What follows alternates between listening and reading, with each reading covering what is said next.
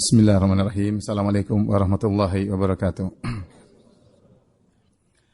Innal hamdalillah nahmaduhu wa nasta'inuhu wa nastaghfiruhu wa natubu ilaih. Wa na'udzu billahi min syururi anfusina wa min sayyiati a'malina. May yahdihillahu fala mudilla lahu wa may yudlil fala hadiyalah. Wa asyhadu an la ilaha illallah wahdahu la syarika lah. Wa asyhadu anna Muhammadan abduhu wa rasuluhu la nabiyya ba'dah. Ya ayyuhalladzina amanu taqullaha haqqa tuqatih wa la tamutunna illa wa antum muslimun. Fa inna asdaqal hadithi kitabullah wa khairal huda huda Muhammadin sallallahu alaihi wasallam. Wa syarral umuri muhdatsatuha wa kullu muhdatsatin bid'ah wa kullu bid'atin dhalalah wa kullu dhalalatin finnar. Hadirin dan hadirat, ikhwan dan akhwat yang dirahmati oleh Allah Subhanahu wa taala. Alhamdulillah, puji dan syukur kita panjatkan atas segala karunia dan nikmat yang Allah berikan kepada kita, yang tiada henti-hentinya. Salawat dan salam semoga tercurahkan selalu kepada junjungan kita Nabi Muhammad sallallahu alaihi wasallam dan juga kepada keluarganya serta seluruh sahabat beliau tanpa terkecuali. Pada kesempatan kali ini kita akan menyampaikan sepenggal kisah dari kisah ibunda kita semua, Ummul Mukminin, yaitu Ummu Salamah radhiyallahu taala anha, yang tentunya istri-istri Nabi sallallahu alaihi wasallam semuanya adalah teladan. Allah tidak mungkin memilihkan bagi Nabi sallallahu alaihi wasallam kecuali wanita-wanita spesial.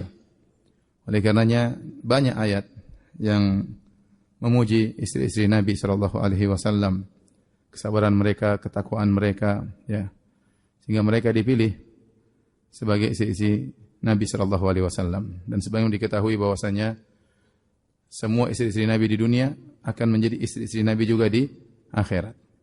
Akan menjadi istri-istri Nabi juga di surga.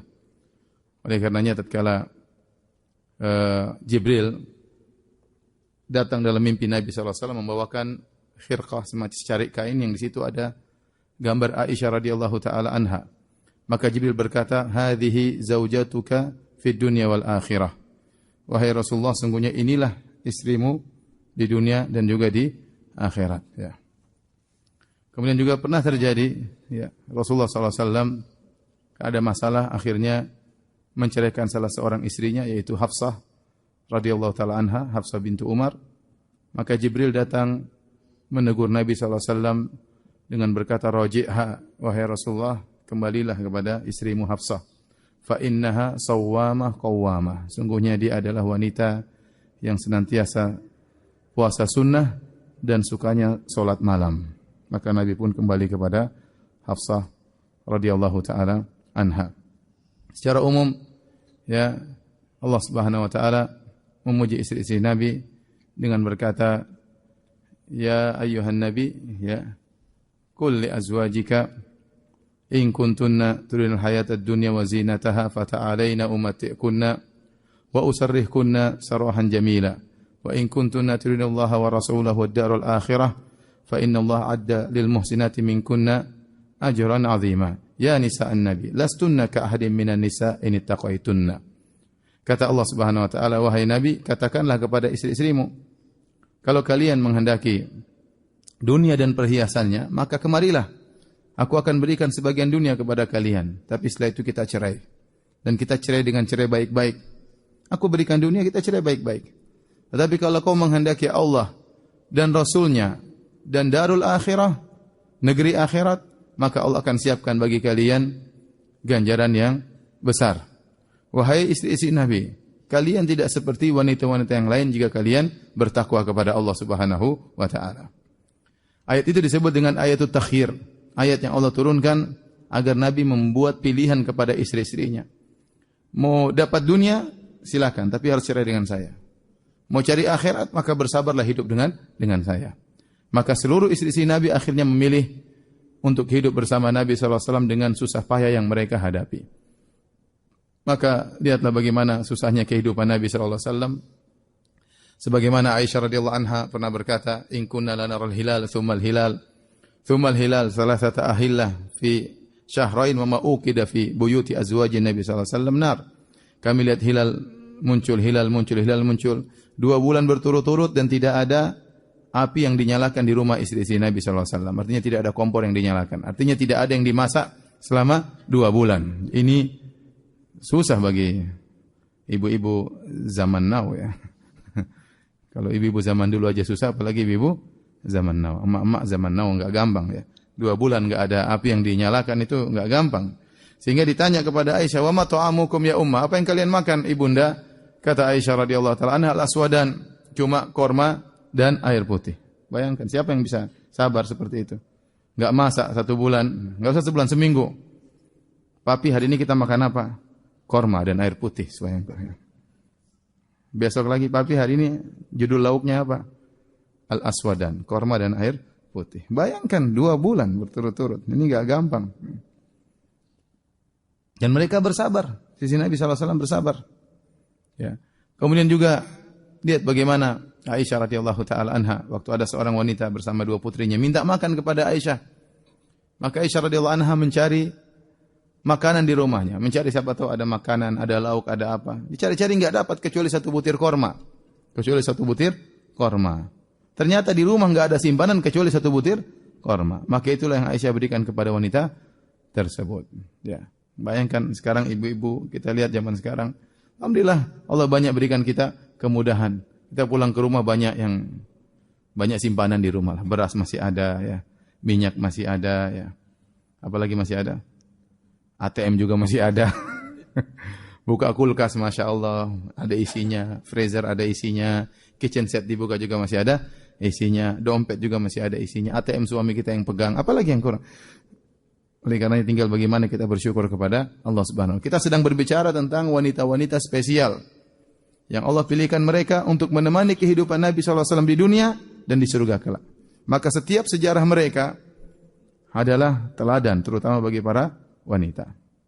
Terutama bagi para wanita zaman ini yang tersibukkan dengan gemerlapnya dunia. Yang lupa bahwasanya hidup cuma sementara di dunia ini. Yang setiap hari waktu mereka habis untuk nge-share dan melihat, browsing tentang tas, sepatu, sendal, dompet ya. Kadang-kadang setengah jam, kadang-kadang 1 jam. Kerjaannya ngelihat apa? Ngelihat tas model baru ya. Terkadang beli tas dengan harga yang sangat mahal ya. Lupa bahwasanya dunia ini hidup cuma sebentar. Lalai sehingga tidak sempat baca Quran. Lalai untuk melayani suami, tidak sempat. Terlalu banyak teman. Ya, canda tawa dengan teman-temannya. Kapan melayani suami? Kapan ngurus anak-anak? Kapan mengecek hafalan anak-anak? Kapan mengingatkan anak untuk sholat? Untuk hafal Quran? Terlalu banyak kesibukan yang membuat kita lalai. Ini kenyataan kehidupan zaman sekarang ya. Terutama yang hidup di Jakarta dan sekitarnya ya. Ya. Oleh karenanya kita perlu membaca sejarah orang-orang terdahulu agar menegur kita dan mengingatkan kita kembali untuk semangat beribadah di jalan Allah Subhanahu wa taala.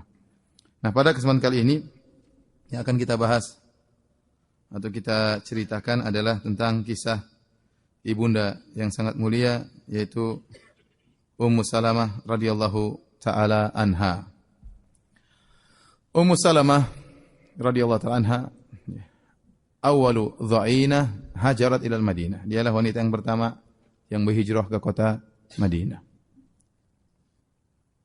Dialah minas sabiqin al-awwalin, termasuk orang-orang yang pertama kali masuk Islam.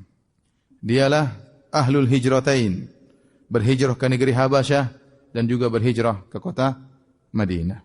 Dialah ummul mukminin, istri Nabi sallallahu alaihi wasallam. Ya. Terlalu banyak kemuliaan Ummu Salamah radhiyallahu taala anha. Siapakah beliau? Beliau namanya adalah Hind bintu Abi Umayyah ibn al-Mughirah bin Abdullah bin Umar bin Makhzum bin Yaqdhah bin Murrah al-Makhzumiyah. Jadi beliau ini berasal dari kabilah Bani Makhzum. Kabilah Bani Makhzum adalah kabilah yang terkenal di antara kabilah-kabilah Quraisy. Kabilah top lah. Suku-suku top di antara suku-suku Quraisy. Quraisy suku-sukunya banyak, turunan Quraisy banyak. Tapi yang paling top di antaranya 2 kabilah, yaitu kabilah Bani Makhzum dan kabilah Banu Hashim. Ini 2 kabilah yang selalu bersaing. dalam meraih kemuliaan di hadapan kabilah-kabilah yang lainnya. Semua kebanyakan sahabat Muhajirin banyaknya Quraisy ya. Ya. Utsman Quraisy, Umar Quraisy, tapi mereka bukan dari kabilah-kabilah top. Kabilah yang top di antaranya adalah Bani Makhzum dan dari Bani Hashim ya. Bahkan disebutkan kenapa Abu Jahal tidak mau beriman kepada Nabi sallallahu alaihi wasallam karena Abu Jahal tidak mau kalah saingan. Abu Jahal dari Bani Makhzum, Muhammad dari sallallahu alaihi wasallam dari Bani Hashim. Kata Abu Jahal, kalau saya beriman kepada Muhammad berarti kita kalah saingan. Ya. Banu Hashim memberi makan kepada orang-orang, kami juga Bani Makhzum beri makan kepada orang-orang. Ya, Banu Hashim membantu orang-orang, kami Bani Makhzum juga ya membantu orang-orang. Tatkala kami sudah bersaing, tiba-tiba dari Bani Hashim ada yang ngaku sebagai nabi. Mana ada nabi dari Bani Makhzum? Kalau saya beriman kepada Muhammad, berarti kita mengakui Bani Hashim menang. Karena mereka punya nabi, kita enggak punya nabi. Kalau gitu saya enggak mau beriman kepada Muhammad. Jadi antara sebab kenapa Abu Jahal tidak beriman kepada Rasulullah, karena persaingan antara Bani Makhzum dengan Bani Hashim. Nah, ayahnya Ummu Salamah, yaitu Abu Umayyah Ibn al-Mughirah, beliau namanya ada yang mengatakan namanya Suhail, ada yang mengatakan Hudzaifah. Antara Suhail atau Hudzaifah. Dan ayahnya ini diberi gelar oleh kaumnya dengan Zadur Raqib. Zadur Raqib, yaitu yang membawa bekal bagi kaum musafirin. Kenapa dia diberi gelar demikian? Karena dia min ahad ajwadil Arab, orang yang sangat dermawan dikenal di kalangan Arab. Kalau dia sudah bersafar bersama orang-orang, semua orang tidak boleh bawa bekal, dia yang bawa bekal sendiri. Semuanya makan dari bekalnya. Kalau dia bersafar misalnya 10 orang, 20 orang, 30 orang, semuanya makan dari bekal dia. Dia bawa anak buahnya, mungkin bawa budaknya, bawa pembantunya, bawa makanan yang banyak, yang lain tidak boleh makan dari bekalnya. Sehingga dia diberi gelar dengan bekal orang-orang musafir. Enak kalau punya teman seperti ini. Musafir sama-sama, sama dia aja. Pesawat dia yang bayarin, makan dia yang bayarin, enak. Ini bapaknya siapa? Saya punya kawan seperti itu, saya panggil, kamu safar sama saya. Oh, enak kalau sama dia. Dia hobi makan, oh mantap. Mana-mana enak sudah. Saya bilang, ya akhi gimana makanan? Ustaz, jangan pikirkan Ustaz. Kita sama Ustaz, tenang aja, santai. Dikenal dengan Zadur Raqib. Orang yang menyiapkan bekal bagi orang-orang yang bersafar dengannya. Dan Abu Umayyah Ibn al-Mughirah ini punya saudara-saudara. Dia Abu Umayyah Ibnul Mughirah. Di antara saudara-saudaranya adalah Al-Walid Ibnul Mughirah, bapaknya Khalid Ibnul Walid. Di antara saudara-saudaranya adalah Hisham bin Al-Mughirah, bapaknya Abu Jahal. Bapaknya siapa? Abu Jahal. Amr bin Hisham bin Al-Mughirah. Jadi yang memiliki kekerabatan dengan Ummu Salamah ini ada orang yang terkenal. Contohnya adalah Khalid ibn al-Walid radhiyallahu anhu. Khalid bin Walid punya kekerabatan dengan Ummu Salamah, sepupu. Ya, karena Khalid ibn al-Walid ibn al-Mughirah. Ummu Salamah Hind bintu Abi Umayyah ibn al-Mughirah. Kakeknya sama-sama siapa? Al-Mughirah. Sehingga sepupuan. Abu Jahal juga sama. Amr bin Hisham ibn al-Mughirah. Jadi mereka berdekatan, sepupuan. Ummu Salamah, siapa lagi? Khalid bin Walid sama Abu Jahal. Di antara yang punya hubungan kekerabatan dengan Ummu Salamah adalah Ammar bin Yasir. Ammar bin Yasir radhiyallahu anhu saudara susuan sama Ummu Salamah. Saudara susuan sama Ummu Salamah radhiyallahu taala anha. Nah, Ummu Salamah radhiyallahu anha ya, salah seorang wanita yang terkenal cerdas dan terkenal cantik di kalangan wanita-wanita Quraisy. Dan dia menikah dengan seorang yang sahabat yang mulia, yaitu Abu Salamah. Ya, Abu Salamah radhiyallahu taala anhu. Kemudian mereka termasuk orang-orang yang pertama kali masuk Islam. Maka Abu Salamah dan Ummu Salamah berhijrah pertama kali ke negeri Habasyah. Sekitar tahun 5 kenabian ya, sebelum Hijriah ya. Hijriah tatkala ke Madinah. Sekitar tahun 5 kenabian atau 6 kenabian berangkatlah mereka berhijrah ke negeri Habasyah karena intimidasi yang dilakukan oleh kaum musyrikin di kota Mekah sudah sangat berat sehingga membuat mereka sulit untuk beribadah. Apalagi bos penjahat di kota Mekah dari Bani Makhzum, Abu Jahal ya. Abu Jahal tokohnya orang-orang musyrikin ternyata dari Bani Makhzum. Tentunya dia sangat jengkel kalau ada dari Bani Makhzum yang masuk Islam. Dia sangat jengkel. Dan di antara dari Bani Makhzum yang masuk Islam adalah Ummu Salamah dan Abu Salamah. Ummu Salamah, Abu Salamah sama-sama dari Bani Makhzum. Kalau Ummu Salamah punya hubungan kerabatan dengan Abu Jahal, Abu Salamah punya hubungan kekerabatan dengan Nabi SAW, yaitu Abu Salamah, yaitu suaminya Ummu Salamah, adalah saudara sepersusuan Nabi SAW.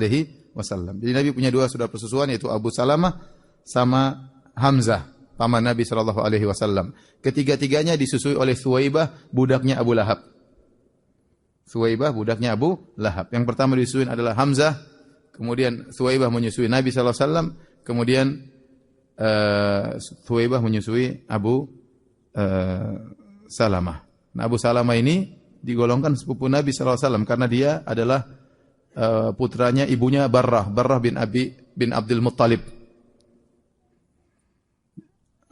Bibinya Nabi SAW. Jadi semuanya masih hubungan kekerabatan ya. Masih ingat kerabat-kerabatnya? Baik, kita lanjutkan. Ummu Salamah dan Abu Salamah berhijrah ke negeri Habasyah. Ini tentunya sangat berat, berhijrah ke negeri yang lebih miskin. Kemudian hijrahnya jauh, harus naik kapal, berlabuh di lautan, sampai di sana tinggal satu negeri yang bukan orang Arab, orang-orang berkulit hitam yang lebih miskin daripada orang-orang di penduduk kota Mekah. Ya. Kemudian agamanya lain agama Nasara. Ya. Mereka tinggal di sana dengan susah payah, ya, hidup di sana. Dan di sanalah lahir Salamah. Salamah lahir. Di mana? Habasyah. Kemudian setelah mereka berhijrah tinggal di sana, ya tentunya ceritanya panjang bagaimana Abu Jahal mengirim Amr bin Al-As untuk memprovokasi Najasyi agar memulangkan orang-orang Islam yang ada di sana, dan ini semua hadis diceritakan oleh Ummu Salamah, tapi kita tidak sedang bahas masalah itu. Intinya kemudian ada isu di kota Mekah waktu Nabi SAW membaca surat An-Najm, kemudian Nabi sujud dan orang-orang musyrikin sebagiannya ikut sujud. Mereka terbawa oleh lantunan bacaan Nabi, waktu Nabi sujud mereka sujud. Sehingga tersebar isu bahwasanya orang-orang Mekah sudah pada masuk Islam. Ada isu bahwasanya Abu Jahal sudah tobat masuk Islam. Mereka terdengar isu orang sudah pada masuk Islam, akhirnya isu ini sampai hoax padahal sampai ke negeri Habasyah. Akhirnya sebagian sahabat karena rindu dengan kampung halaman, tinggal di negeri asing, sehingga mereka semangat kembali ke kota Mekah. Pulanglah mereka balik ke kota Mekah, di antara yang pulang adalah Abu Salamah dengan Ummu Salamah. Sampai di kota Mekah ternyata Abu Jahal masih saja Abu Jahal. Si goblok masih saja si goblok, tidak berubah. Masih kejam, masih sangar, masih intimidasi orang, masih membunuh orang, Abu Jahal. Dan terus Abu Salamah, Ummu Salamah bertahan di kota Madinah ya. Sampai akhirnya mereka pun berhijrah untuk kedua kalinya di kota Mekah. Mereka berhijrah dari kota Mekah menuju kota Madinah. Dan mereka termasuk orang-orang yang pertama kali juga berhijrah ke kota Madinah. Tatkala kondisi sudah sangat genting, Allah mengizinkan para sahabat untuk berhijrah ke kota Madinah. Nabi SAW berkata, Uritu daro hijratikum dhatin nakhli. Aku diperlihatkan dalam mimpiku negeri yang tempat kalian berhijrah. Negeri tersebut banyak pohon kormanya. Ya. Faman arada an yakhruj falyakhruj. Dalam riwayat kata Nabi SAW, barang siapa yang ingin berhijrah, pergi ke sana, silakan pergi. Maka berangkatlah para sahabat bermondong-mondong ke sana. Yang sudah Islam, mereka ingin menyelamatkan agama mereka. Meskipun resikonya mereka tinggalkan negeri mereka, mereka tinggalkan harta mereka, mereka tinggalkan kerabat mereka. Yang penting mereka bisa selamatkan agama mereka. Ya firruna bidinihim. Yang penting agama kami selamat. Berangkatlah mereka, ada yang perorangan, ada yang perkeluarga, ada yang beberapa sahabat. Tatkala orang-orang Quraisy mendengar bahwasanya para sahabat mulai berhijrah dari Mekah menuju Madinah, maka mereka tidak suka, mereka berusaha menghalangi. Kenapa mereka tidak suka para sahabat berhijrah? Karena mereka tahu para sahabat kaum muslimin berhijrah ke kota Madinah bukan untuk meninggalkan kota Mekah. Suatu saat mereka akan balik. Harusnya Abu Jahal senang, ya sudah orang-orang Islam pergi semua sana, biar kita kuasai Mekah. Ternyata mereka tidak senang. Dan banyak hal yang membuat mereka tidak senang. Pertama, mereka tahu orang Islam akan berkumpul, suatu saat akan kembali. Kedua, memalukan apa perkataan dunia. Masa orang-orang Quraisy mengusir kerabat mereka sendiri, diusir, menindas kerabat mereka sendiri. Mereka berusaha menjaga citra mereka. Akhirnya mereka berusaha menghalangi siapapun yang hendak berhijrah. Di antara yang hendak berhijrah adalah Abu Salamah dan Ummu Salamah radhiyallahu taala anha. Kita bacakan kisah bagaimana Ummu Salamah hendak berhijrah. Ini merupakan duka, kesedihan yang berkepanjangan yang dialami oleh Ummu Salamah radhiyallahu taala anha, dan dia adalah wanita yang pertama kali awwal dha'inah qadimatil Madinah muhajiratan. Dia adalah wanita yang pertama kali berhijrah ke kota Madinah. Termasuk awail, orang yang pertama. Adapun kisah Ummu Salamah tatkala berhijrah diriwayatkan oleh Ibnu Ishaq dengan sanad yang hasan. Ummu Salamah bercerita, kata beliau, lamma ajma'a Abu Salamah al-khuruja ila al-Madinati rahala li ba'irahu thumma hamalani alaihi. Tatkala suamiku Abu Salamah sudah berazam, bertekad untuk berhijrah ke kota Madinah, maka dia pun mendatangkan kepadaku ontanya untuk dinaiki oleh Ummu Salamah. Thumma hamalani alaihi, dia pasang pelananya di atas onta tersebut. Kemudian dia pun naikkan istrinya yang dia cintai, Ummu Salamah, di atas onta tersebut. Wa hamala ma'i ibni Salamah ibna Abi Salamah fi hijri. Kemudian dia taruh putra kami Salamah dalam pangkuanku. Sudah siap berhijrah, berangkat dari Mekah menuju Madinah. Thumma kharaja bi yaqudu bi ba'irahu. Kemudian dia pun berjalan sambil dia tuntun ontaku. Berjalanlah mereka. Falamma ra'athu rijalu Banil Mughirah bin Abdullah bin Umar bin Makhzum qamu ilaihi. Namun tatkala kami dilihat oleh kerabat-kerabatku, kerabat-kerabat Ummu Salamah, maka mereka semua pergi menuju ke Abu Salamah. Kemudian mereka berkata kepada Abu Salamah, alama natrukuka tasiru biha fil bilad. Ngapain kami tinggalkan putri kami jalan sama engkau wahai Abu Salamah? Ya. Mereka semua ini kerabat Abu Salamah, kerabat Ummu Salamah, semuanya Bani Makhzum, semuanya musyrik.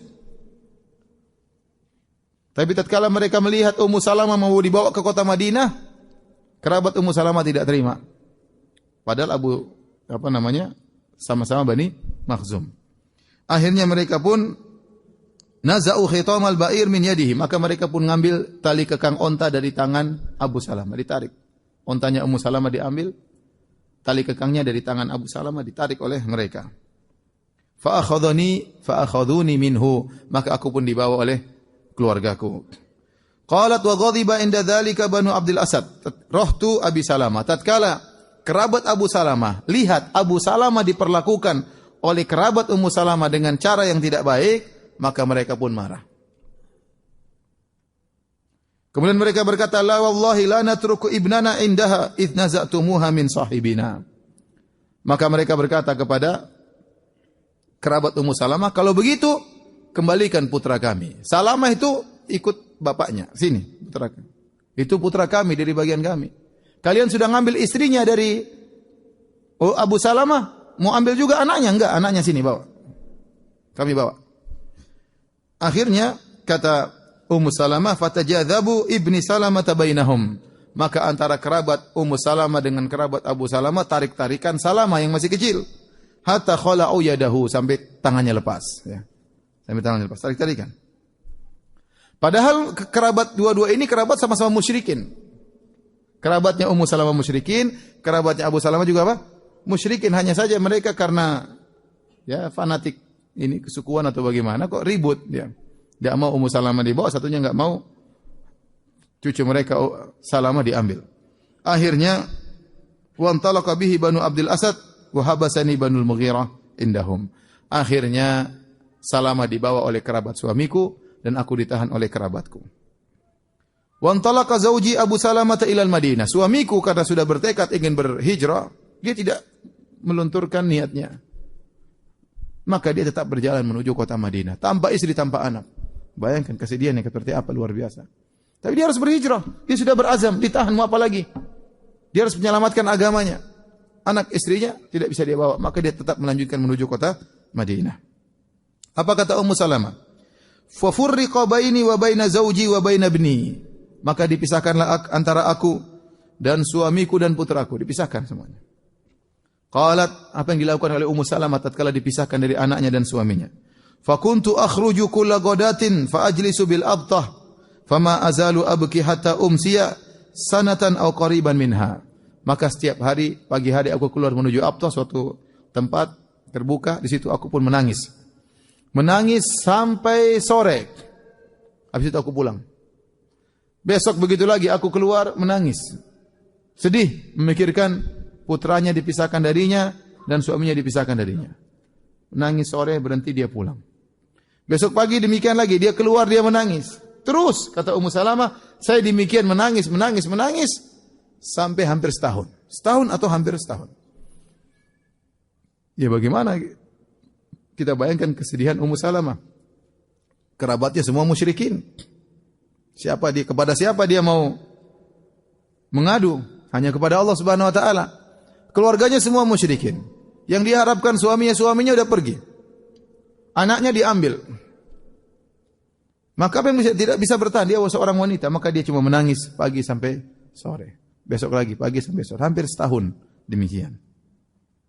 Kemudian kata beliau, hatta marra bi rajulun min bani ammi ahada Banil Mughirah fara'a ma bi. Sampai akhirnya satu hari ada salah seorang dari keluarga pamanku, kemudian dia lewat dan dia lihat aku dalam kondisi menangis dan menangis. Ya. Maka farahimani, dia pun kasihan sama aku, kata Ummu Salamah. Faqala li Banil Mughirah, maka dia berkata kepada kerabat-kerabatku, ala tuharrijuna min hadhil miskina? Kenapa kalian tidak kasihan sama wanita yang sedih ini, menyedihkan kondisinya? Wanita miskina. Kasihanlah sama dia.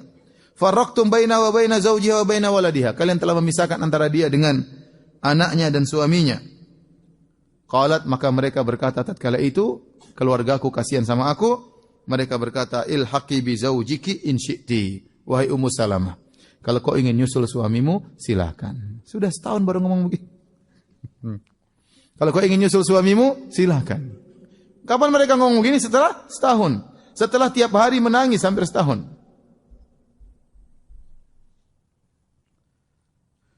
Wa radda Banu Abdul Asad ilayya inda dzalika ibni. Akhirnya Ummu Salamah hendak pergi ke kota Madinah, akhirnya kerabatnya Abu Salamah kembalikan Salamah kepada Ummu Salamah, dikembalikan. Fartahaltu ba'iri, maka aku pun berangkat, aku siapkan lanaku di atas ontaku. Thumma akhadtu ibni fa wada'tuhu fi hijri. Kemudian aku mengambil putraku dan aku meletakkan di pangkuanku. Thumma kharajtu uridu zawji bil Madinah. Bayangkan naik onta sendiri, gendong anaknya, setengah mati sambil onta, enggak gampang, ya. Maka aku pun berjalan menuju kota Madinah, ya. Uridu zawji bil Madinah. Aku ingin ketemu suamiku di kota Madinah. Qalat wa ma ma'iya ahadun min khalqillah. Tidak ada seorang pun yang menemaniku, kata Ummu Salamah. Faqultu ataballagu biman laqitu hatta aqduma ala zawji. Pokoknya saya ketemu siapa saja, saya minta temani saya untuk menuju ke kota Madinah. Jaraknya jauh, 450 km. Enggak tahu di tengah jalan ada pembunuh, ada perampok, ada orang perkosa, ada binatang buas, ada macam-macam. Maka dia bilang, kalau ada orang saya ketemu di jalan, biar nemani saya menuju kota Madinah. Hatta idza kuntu fi Tan'im. Tetapi Ummu Salamah semangat mau ketemu suaminya. Sampai tatkala aku berjalan, sampailah aku di Tan'im. Tan'im itu kira-kira 7 km dari Masjidil Haram. Tanah halal terdekat. Tatkala aku tiba di Tan'im, laqitu Utsman bin Talha bin Abi Talha. Aku bertemu dengan seorang lelaki bernama Utsman bin Talha bin Abi Talha. Akhu Bani Abdiddar, salah seorang dari suku Bani Abdiddar. Faqala li, rupanya Utsman bin Talha mengenalku dan dia berkata, ila aina ya binta Abi Umayyah. Waktu itu belum ada jilbab, belum diwajibkan, belum disyariatkan apa? Hijab, ya. Maka mereka saling mengenal. Maka Utsman bin Talha berkata, ila aina ya binta Abi Umayyah, hendak ke mana engkau pergi wahai putrinya Abu Umayyah? Terkenal Ummu Salamah. Bapaknya top, orang baik ya. Kalau mau safar sama dia gratisan. Mereka tahu ini putrinya Abu Umayyah bin Al-Mughirah dari Bani Makhzum. Qalat, maka ini musyrik. Utsman bin Talha masih musyrik ketika itu. Masih musyrik. Dia masuk Islam belakangan. Tapi dia kasihan melihat Ummu Salamah. Harusnya kalau orang musyrik mempersulit Ummu Salamah. Tapi karena ada rasa belas kasihannya, maka dia tanya, hendak ke mana wahai putrinya Abu Umayyah? Faqultu uridu zawji bil Madinah. Aku ingin menyusul suamiku di kota Madinah. Qala aw ma ma'aki ahadun? Apakah ada orang menemani engkau menuju kota Madinah? Kata Ummu Salamah, la wallahi. Demi Allah tidak ada yang menemaniku illa Allah wa ibni hadza, kecuali Allah dan putraku ini. Kita cuma bertiga. Saya, Allah dan putraku. Qala wallahi ma laki min matrak. Kata Utsman bin Talha, demi Allah. Ini musyrik tapi supaya apa? Demi Allah. Demi Allah, orang seperti engkau tidak boleh ditinggalkan. Dia ingin tolong. Fa akhadha khitam al-ba'ir, maka dia pun mengambil tali kekang ontanya Ummu Salamah. Fantalaqa ma'i yahwi bi, maka dia pun bawa pergi aku menuju kota Madinah. Apa kata Ummu Salamah mengomentari lelaki ini?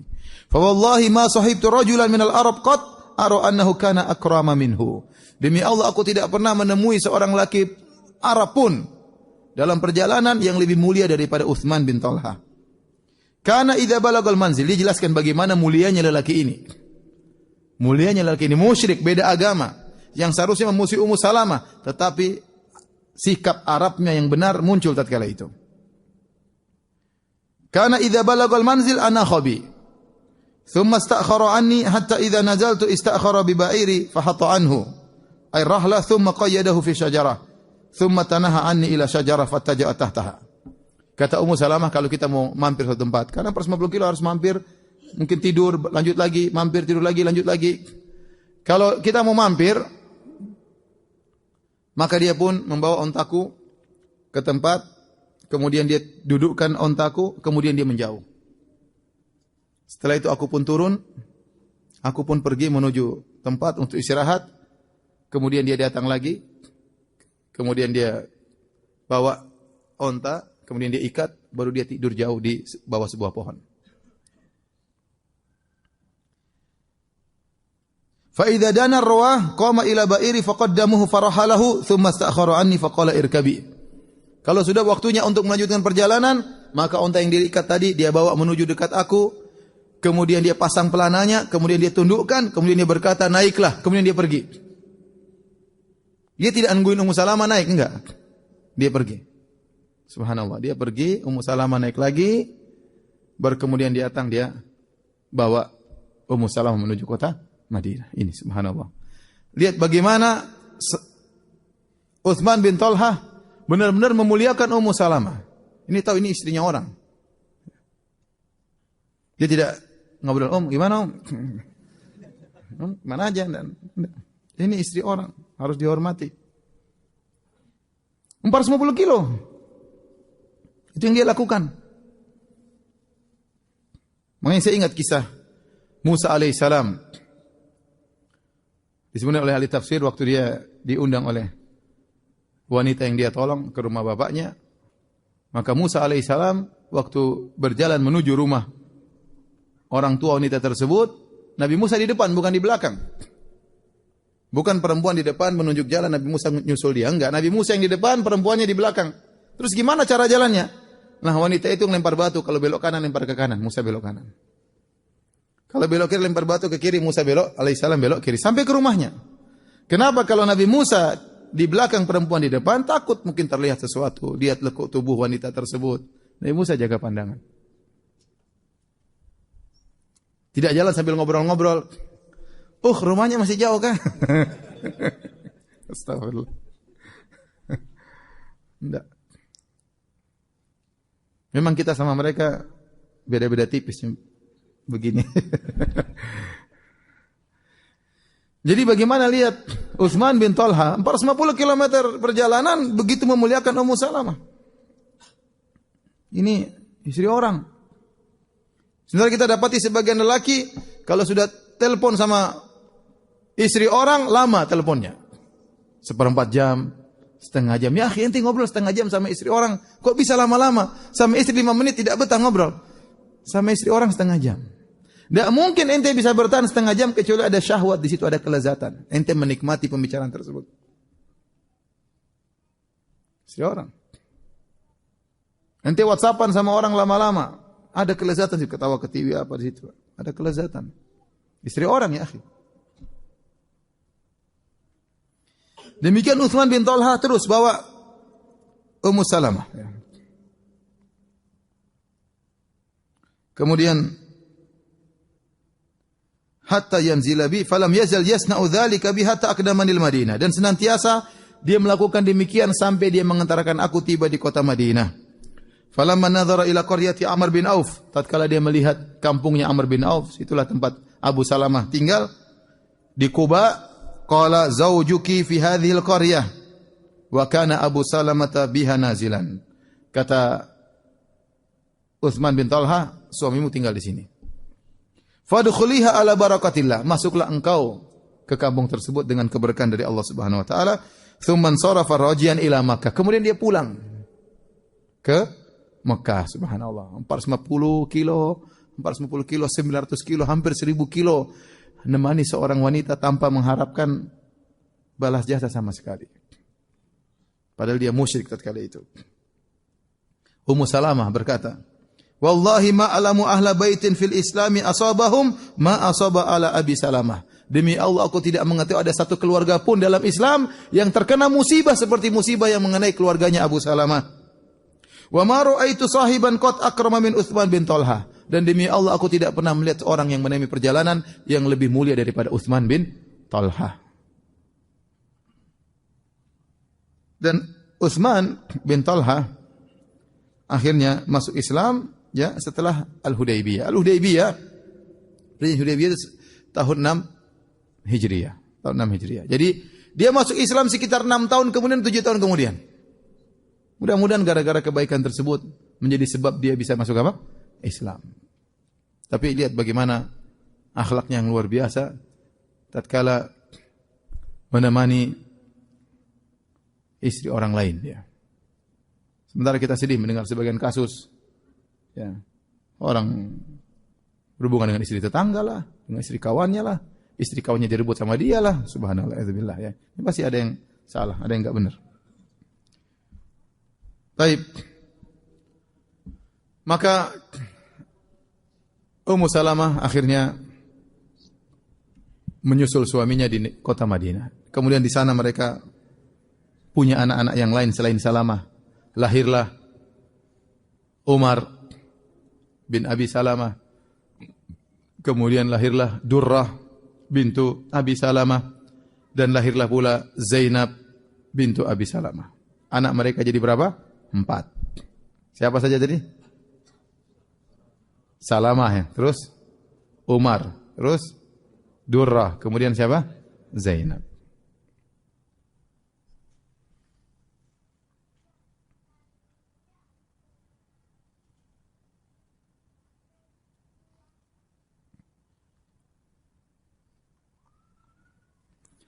Abu Salamah seorang mujahid dan dia saudara sesuai Nabi sallallahu alaihi wasallam, dia sepupunya Nabi sallallahu alaihi wasallam. Dan dia ikut dalam perang Uhud pada tahun 3 Hijriah. Di bulan Syawal terjadi perang Uhud. Dan dalam perang Uhud tersebut Abu Salamah terluka. Lukanya parah. Kemudian setelah selesai perang, kemudian dia berobat dan dia merasa lukanya sudah membaik. Kemudian Nabi mengirim dia untuk perang lagi, Sariyah. Dia masih berperang setelah itu, dikirim sekitar memimpin 50 pasukan, kemudian berangkat berperang melawan orang musyrikin. Kemudian dia balik, waktu dia balik maka lukanya semakin parah. Akhirnya dia meninggal gara-gara bekas luka tersebut.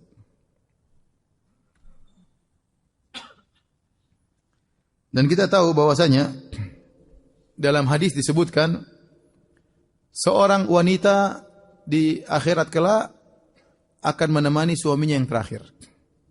Seorang wanita kalau suaminya masuk surga, maka dan dia juga masuk surga, dia akan bersama suaminya yang terakhir. Oleh karena sebagian sahabat melarang istrinya nikah lagi. Seperti Hudzaifah, dia pernah berkata kepada istrinya, "In sarraki an takuni zaujati fil jannah, fala tazawwaji ba'di." Hudzaifah berkata kepada istrinya, "Wahai istriku, kalau kau suka ingin menemani aku di surga, kalau saya mati kau jangan nikah lagi." Fa innal mar'ata fil jannah li akhiri azwajiha fid dunya. Karena wanita di surga bersama dengan suaminya yang terakhir di dunia. Makanya kalau kau ingin bersama aku di surga, jangan nikah lagi kalau saya sudah meninggal dunia. Falidzalika haruma ala azwaji Nabi SAW an yankihna ba'dahu. Oleh karenanya haram bagi istri-istri Nabi untuk menikah lagi setelah Nabi meninggal dunia. Kenapa? Karena semua istri-istri Nabi adalah li'annahunna azwajuhu fil jannah. Karena istri-istri Nabi semuanya adalah istri-istri Nabi di surga. Kalau mereka menikah dengan laki lain, ya, maka ini tidak benar, dilarang. Maka Hudzaifah berkata kepada istrinya, kalau kau ingin jadi suami istriku di surga, jangan nikah lagi. Dan ini dipraktikkan oleh sebagian sahabat. Di antaranya dipraktikkan oleh Ummu Darda. Ummu Darda, waktu Abu Darda meninggal radhiyallahu anhu, maka orang-orang datang melamarnya. Ya, orang-orang datang melamarnya. Dan demikian. Dahulu, mohon maaf, tidak ada janda yang nganggur ya. Pokoknya meninggal ada yang ngelamar. Meninggal ada yang ngelamar. Dulu berbeda dengan zaman now ya. Akhirnya datanglah Muawiyah kalau tidak salah melamar Ummu Darda. Siapa yang tidak kagum dengan Muawiyah? Lelaki hebat. Tetapi Ummu Darda mengatakan, wahai Muawiyah, ditolaklah lamaran Muawiyah. Saya tidak ingin ada pengganti Abu Darda. Dia ingin di surga bersama siapa? Abu Darda. Akhirnya lamaran Muawiyah ditolak. Taib. Ibnu Sa'ad, bagaimana antara Abu Salamah dengan Ummu Salamah? Mereka juga tahu tentang kaidah ini, bahwasanya seorang wanita bersama suaminya yang terakhir di dunia akan bersama di surga. Maka Ummu Salamah berkata kepada Abu Salamah, mungkin tatkala Abu Salamah lagi sakit. Dua-dua sangat saling mencintai. Maka kata Ummu Salamah kepada Abu Salamah, balagoni annahu laisa imra'atun yamutu zawjuha wa huwa min ahlil jannah thumma lam yatazawwaj illa jama'a Allah bainahuma fil jannah. Wahai suamiku, kata Ummu Salamah, saya dengar berita bahwasanya kalau ada seorang wanita suaminya meninggal dunia, kemudian wanita tersebut menjanda dan dia tidak menikah lagi, maka Allah akan mengumpulkan keduanya di surga kalau dua-duanya masuk surga. Fata'al uahiduka alla tazawwaja ba'di wala atazawwaju ba'daka. Maka Ummu Salamah berkata kepada Abu Salamah, wahai Abu Salamah, kemarilah kita bersumpah baiat. Kalau saya meninggal, kamu jangan nikah lagi setelah saya. Dan kalau kamu meninggal, saya tidak akan menikah lagi setelah kamu meninggal. Ini saking saling mencintai. Kata Ummu Salamah, mungkin suaminya lagi sakit. Wahai Abu Salamah, kalau kamu meninggal, aku tidak akan menikah lagi. Dan kalau saya meninggal, kamu juga jangan nikah lagi. Kemudian, apa kata Abu Salamah? Dia sayang sama istrinya. Dia berkata, atuti'inani, apakah kau taat kepadaku, wahai Ummu Salamah? Qalat na'am, ya wanita salihah, ya saya taat kepada engkau wahai suamiku. Qala, kata Abu Salamah, idza mittu tazawwaji, kalau saya meninggal kawin lagi. Kata Abu Salamah, kalau saya meninggal kamu kawin lagi. Jangan kawin lagi, kata Abu Salamah.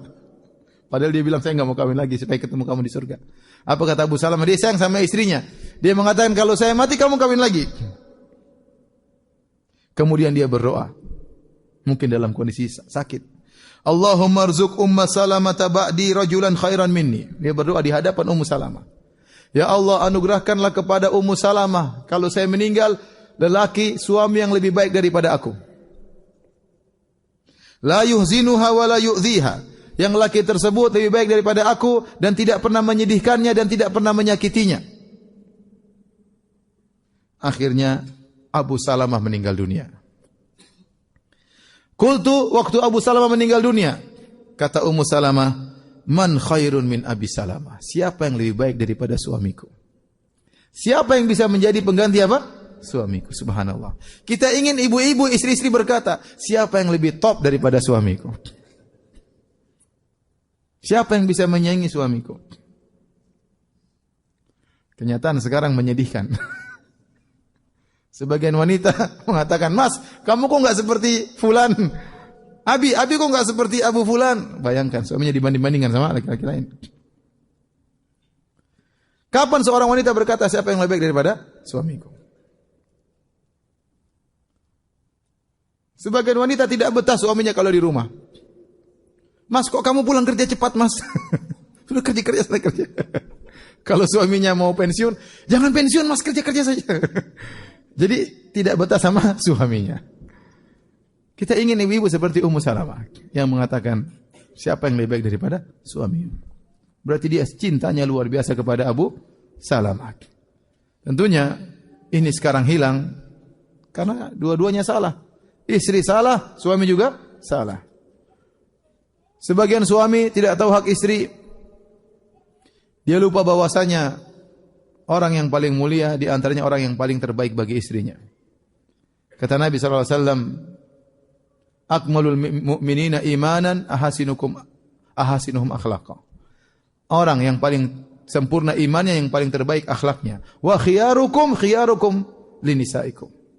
Dan sebaik-baik kalian adalah yang terbaik bagi istrinya. Ini menunjukkan Nabi menggandengkan antara dua kalimat ini, menunjukkan bahwasanya di antara bukti iman seorang tinggi adalah dia terbaik bagi apa? Istrinya. Ya. Kita berusaha bermuamalah sampai istri kita mengatakan, "Subhanallah, suami saya Masya Allah, Masya Allah." Nah, kita ingin seperti itu. Kita ingin istri kita sampai bilang begitu, "Suami saya Masya Allah, luar biasa, Masya Allah." Kenapa Pokoknya Masya Allah. Nggak usah diperinci. Pokoknya gitu aja. Bukan bilang, "Suamiku Masya Allah, amit-amit Masya Allah." Jadi berarti kita harus bersikap yang terbaik bagi istri. Ini yang jadi masalah. Kita kurang menghadirkan ini. Kurang menghadirkan dalam diri kita bahwasanya berbuat baik kepada istri pahalanya besar. Menunjukkan kualitas keimanan seorang suami. Dan sebaliknya seorang istri juga lupa bahwasanya yang menentukan surga nerakanya di antaranya lewat jalan suaminya. Lupa berterima kasih kepada suami, lupa bersyukur kepada suami, banyak nuntut kepada suami. Sehingga tatkala dua-duanya salah, akhirnya apa yang terjadi?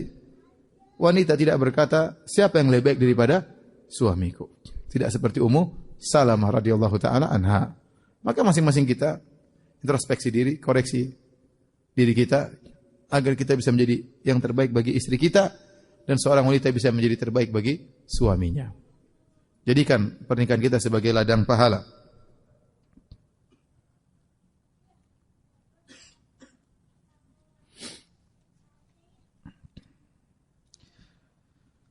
Ummu Salamah pernah disampaikan oleh Abu Salamah. Abu Salamah mengajarkan hadis kepada Ummu Salamah radhiyallahu taala anha. Kata Ummu Salamah, qala Abu Salamah. Jadi sekarang Ummu Salamah meriwayatkan hadis dari suaminya Abu Salamah. Ummu Salamah berkata Abu Salamah, qala Rasulullah sallallahu alaihi wasallam, Rasulullah SAW bersabda, "Idza asaba ahadukum musibatun falyaqul inna lillahi wa inna ilaihi raji'un." Jika salah seorang dari kalian terkena musibah, maka ucapkanlah inna lillahi wa inna ilaihi raji'un. Indaka ahtasibu musibati, ya Allah, di sisimu aku berharap pahala darimu dalam musibahku ini. Fa'jurni fiha, berilah aku pahala dalam musibahku ini ya Allah. Wa abdilni ma huwa khairun minha, dan gantikanlah aku yang lebih baik daripada ini. Ini doa yang diajarkan oleh Abu Salamah kepada Ummu Salamah kalau kena musibah baca doa ini dan gantikanlah dengan yang lebih baik. Ummu Salamah hafal doa ini. Falamma tudira Abu Salamah, tatkala Abu Salamah dalam sakaratul maut akan meninggal dunia. Qala, Abu Salamah berdoa, "Allahumma khlufni fi ahli bi khair." Ya Allah, berikanlah ganti yang lebih baik kepada orang-orang yang aku tinggalkan. Abu Salamah tetap berdoa bagi apa? Keluarganya. Subhanallah. Betapa sayangnya kepada istrinya dan kepada anak-anaknya. Dia doakan. Menjelang meninggal dia mendoakan istri anak-anaknya. Falamma qubidha, tatkala Abu Salamah meninggal dunia, maka Ummu Salamah ingat doa yang diajarkan oleh suaminya dari Nabi SAW. Maka dia ucapkan doa tersebut. Dia mengatakan, Inna lillahi wa inna ilaihi raji'un. Kita semua milik Allah dan kita semua akan kembali kepada Allah. Kemudian dia berkata, Allahumma indaka ahtasibu musibati. Ya Allah, di sisimu lah aku berharap pahala darimu dalam musibahku. Fa'jurni fiha, berilah aku pahala dalam musibahku ini. Kemudian doa selanjutnya, gantilah yang lebih baik. Apa kata Ummu Salamah tidak bisa mengucapkannya. Dia mengatakan, wa aradtu an aqulu wa abdilni khairan minha. Ya Allah, berikanlah aku ganti lebih baik. Aku tidak bisa mengucapkannya, kata Ummu Salamah. Faqultu wa man khairun min Abi Salamah. Aku berkata, siapa yang lebih baik daripada Abu Salamah? Ngapain saya ucapkan doa ini? Siapa yang lebih baik daripada Abu Salamah? Famaziltu, aku terus tahan, mengucapkan doa enggak bisa, mengucapkan doa enggak bisa. Saking sayangnya kepada Abu Salamah. Dan dia tidak terbayangkan ada laki-laki lebih baik daripada Abu Salamah. Karena ini sunnah Nabi SAW diajarkan oleh semuanya, oleh suaminya, hatta kultuha. Akhirnya aku pun ucapkan, wa abdilni khairan minha. Ya Allah, gantilah aku dengan yang lebih baik.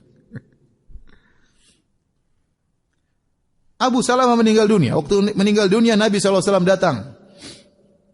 Kata Ummu Salamah, dakhala Rasulullah SAW ala Abi Salamah wa qad syaqqa basaruhu. Nabi SAW menemui Abu Salamah. Dan Abu Salamah matanya sudah melihat ke atas. Fa'akmadahu, maka Nabi pun menutup kedua matanya. Tsumma qala, kemudian Nabi berkata, Inna ruha idza qubida tabi'ahul basar. Sungguhnya ruh kalau keluar, mata mengikuti, melihat arah ruh keluar tersebut. Sehingga melihat ke atas. Fadhaja nasun min ahlihi, maka orang-orang pun menangis. Berarti Abu Salamah sudah meninggal dunia. Kata Nabi SAW, La tad'u ala anfusikum illa bi khair.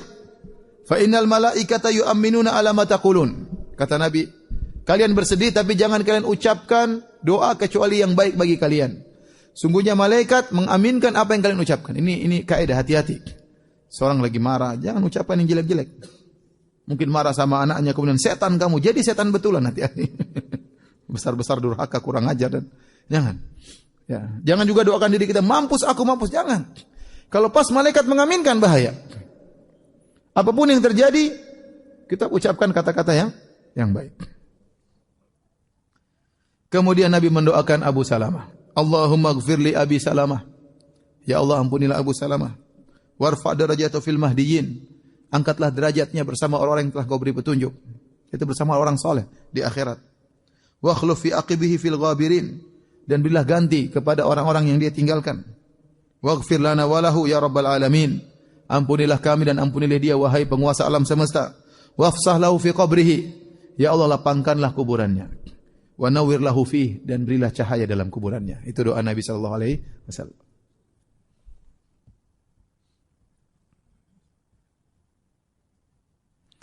Kemudian Ummu Salamah dalam kondisi sangat kasihan. Dia, suaminya meninggal dalam kondisi dia masih dalam mengandung putrinya yang terakhir, Zainab. Siapa? Zainab. Yang suami pergi masih mengandung, itu menyedihkan. Biasanya kalau ada suami-suami yang mijit-mijit, apalagi kalau istri lagi mengandung, muntah-muntah dan macam-macamnya. Kalau nggak ada suami nggak enak. Suaminya meninggal dalam kondisi lagi mengandung. Ummu Salamah radhiyallahu ta'ala anha. Dan kita tahu wanita yang mengandung kalau keluar anaknya maka habis masa iddahnya. Kemudian akhirnya Zainab lahir. Kalau Zainab sudah lahir berarti Ummu Salamah masa iddahnya sudah selesai dan siap untuk menerima lamaran para lelaki. Seperti saya katakan tadi, zaman dahulu janda tidak ada yang nganggur. Pokoknya ada janda langsung didatangi oleh para lelaki. Kenapa bisa demikian? Karena para sahabat dahulu solidaritasnya sangat tinggi. Yang meninggal temannya meninggalkan janda punya anak-anak. Ini janda kawannya, ini anak-anak kawannya. Maka para sahabat tidak tega membiarkan istri teman-temannya dalam kondisi tidak ada yang ngurus. Maka mereka berlomba-lomba untuk mengurusi anak-anak yatim dari kawan-kawannya. Sehingga setiap ada yang janda segera didatangi, dilamar. Zaman sekarang sudah enggak ada ya. Ya, kita kasihan lihat janda sekarang, kasihannya. Ya semuanya, janda tua, janda muda kita kasihan. Maksudnya kadang-kadang kita pikir janda, wah punya anak, nggak ada yang bantu, nggak. Terkadang-kadang dimusuhi oleh sebagian akhwat-akhwat ini, pelakor yang macam. Akhirnya dia semakin menderita, kasihan. Makanya Nabi SAW memberi perhatian khusus kepada para janda. Ya, kata Nabi SAW, as-sa'i fil armalah wal aitam kal mujahid fi sabilillah. Seorang yang berusaha membantu para janda, membantu anak-anak yatim seperti orang berjihad di jalan Allah Subhanahu wa taala. Janda tua, janda muda semuanya ya. Membantu. Karena mereka susah, tidak ada yang mengayomi, tidak ada tempat curhat. Oleh karenanya zaman dahulu, di zaman para sahabat, begitu ada janda yang habis masa iddahnya langsung dilamar. Siapa yang melamar Ummu Salamah? Ummu Salamah terkenal cantik. Yang melamar orang-orang hebat. Siapa yang melamar? Yang pertama melamar Abu Bakar radhiyallahu anhu. Luar biasa. Mantap ya. Dilamar oleh Abu Bakar. Siapa yang tidak tahu tentang Abu Bakar? Saudagar kaya raya, orang super soleh, Abu Bakar radhiyallahu taala anhu. Teman dekat Rasulullah sallallahu alaihi wasallam, terkenal di kalangan para sahabat, orang spesial. Siapa yang ragu dengan kesolehan Abu Bakar? Tapi apa yang terjadi? Faradathu, Ummu Salamah tolak. Ummu Salamah masih ingin sama siapa? Abu Salamah. Tetap cintanya kepada Abu Salamah. Abu Bakar maju ditolak. Kemudian Abu Bakar ditolak, muncul orang kedua, Umar bin Khattab. Siapa yang ragu dengan jagonya Umar bin Khattab? Orang gagah, perkasa, ditakuti oleh orang-orang musyrikin. Luar biasa jagonya. Melamar, laki-laki gagah ngelamar Ummu Salamah. Faradatuh, ditolak juga oleh Ummu Salamah. Faba'atha ilaiha Rasulullah sallallahu alaihi wasallam. Kemudian Rasulullah ternyata kirim lamaran. Rasulullah kirim orang untuk ngelamar siapa? Ummu Salamah. Maka Ummu Salamah menghormati, ini kiriman dari Nabi sallallahu alaihi wasallam. Di sini dalam sebagian riwayat Ummu Salamah lagi samak kulit. Miskin. Kulit disamak. Bersihkan. Kemudian dia ada utusan dari Nabi, dia bersihkan tangannya. Kemudian dia berkata, marhaban, selamat datang wahai utusan Rasulullah sallallahu alaihi wasallam. Ini lamaran dari Rasulullah sallallahu alaihi wasallam. Kata Ummu Salamah, sampaikan kepada Nabi sallallahu alaihi wasallam. Anni ghayur, saya seorang wanita pencemburu. Kemudian saya punya anak banyak, anak yatim. Kemudian yang ketiga, saya tidak punya wali. Berikutnya, saya sudah tua. Ummu Salamah ini menolak, alasannya banyak.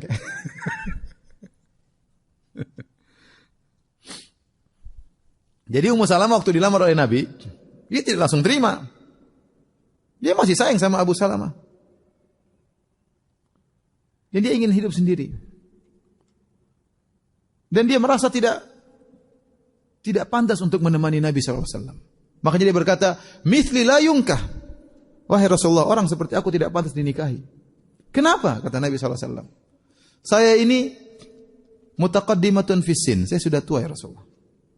Dia sebutkan alasan. Yang kedua, saya ini zatul ayal. Saya punya anak-anak yatim banyak, 4 orang ya Rasulullah. Yang ketiga, wa ana ghayur. Saya seorang wanita pencemburu. Wa anta tajma'un nisa, dan engkau istrinya banyak ya Rasulullah. Jadi Rasulullah sudah punya istri 5 waktu itu ya. Istri 4. Jadi, Rasulullah SAW istri pertama siapa? Khadijah. Khadijah radhiyallahu anha meninggal dunia. Sudah, enggak dihitung. Istri berikutnya beliau nikah dengan Aisyah radhiyallahu anha, tapi cuma akad. Belum digauli, belum tinggal serumah. Setelah itu beliau nikah dengan Saudah radhiyallahu taala anha. Baru setelah itu beliau hidup serumah dengan Aisyah belakangan. Jadi Aisyah, Saudah, kemudian Rasulullah menikah dengan Hafsah bintu Umar. Setelah menikah dengan Hafsah, menikah dengan Zainab bintu Khuzaimah. Ada 4. Sekarang ngelamar siapa? Ummu Salamah. Ummu Salamah nomor berapa? Nomor 5. Kata Ummu Salamah, ya Rasulullah, saya ini pencemburu, sangat pencemburu, dan engkau ngumpulin para wanita. Ini 4 gimana? Repot terus. Nanti setelah itu nikah lagi yang ke-6, Zainab binti Jahshin. Kemudian ada siapa? Maria Al-Qibtiyah. Ada lagi Sofia, ya. Ada Maimunah bintul Harith, ada Juwairah bintul Harith. Tapi waktu Nabi ingin menikahi Ummu Salamah, istri Nabi ada 4. Dan Ummu Salamah mengajukan uzur kepada Nabi. Mithli ma yungka ya Rasulullah, seperti itu tidak pantas dinikahi. Kemudian lagi pula saya enggak punya wali ya Rasulullah. Waliku lagi enggak ada semuanya di Mekah sana. Nabi bantah dengan gampang. Kata Nabi, adapun kamu bilang kamu sudah tua, saya lebih tua dari kamu. Jatuh dalilnya Ummu Salamah. Adapun kamu punya anak-anak banyak, itu urusan saya, gampang. Saya yang ngerawat. Adapun kamu pencemburu, maka saya akan berdoa agar Allah menghilangkan kecemburuanmu. Kamu enggak punya wali, tenang aja. Semua wali-walimu tahu kalau saya nikahi kamu, mereka pasti senang. Ya. Ummu Salamah enggak punya dalil. Akhirnya menikah dengan siapa? Dengan Rasulullah sallallahu alaihi wasallam.